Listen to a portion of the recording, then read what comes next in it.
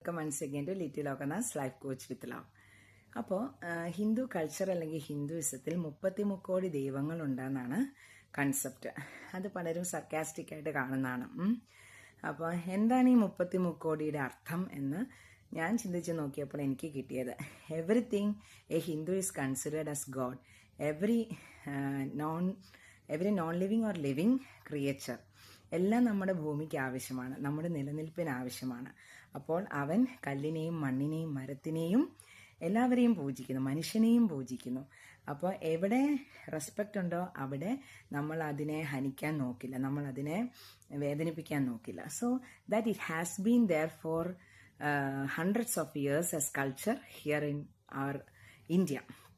അതിനെ എപ്പോഴാണോ മാറ്റി ചിന്തിക്കാൻ തുടങ്ങിയത്, അല്ലെ, ഹിന്ദുയിസം മാറി വേറെ ഇസങ്ങളുടെ ഒരു കോൺകറിങ്ങോട് കൂടിയിട്ട് ഈ ഒരു തത്വചിന്ത എപ്പോൾ മാറിപ്പോയോ, ഇതിനെയൊക്കെ എപ്പോൾ ചോദ്യം ചെയ്യാൻ തുടങ്ങിയോ അപ്പോഴാണ് നമുക്കെല്ലാം നഷ്ടമായി വരുന്നത്. ഇപ്പോൾ വി ആർ സം പീപ്പിൾ, എല്ലാവരും ഇല്ല കേട്ടോ, some people are not paying respect to anything.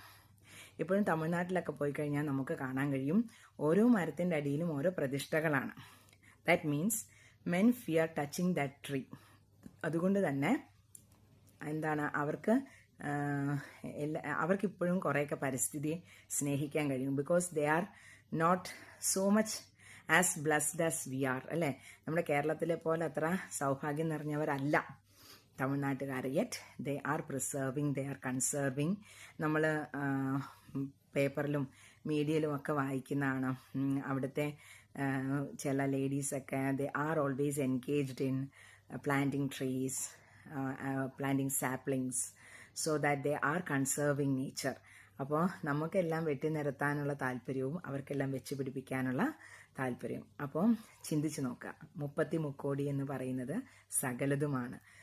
Hindu culture പറയുന്നത് എല്ലാത്തിനെയും സ്നേഹിക്കാനും എല്ലാത്തിനെയും ഉൾക്കൊള്ളാനും എല്ലാത്തിൻ്റെയും കൂടെ ജീവിക്കാനുമാണ്. Thank you so much.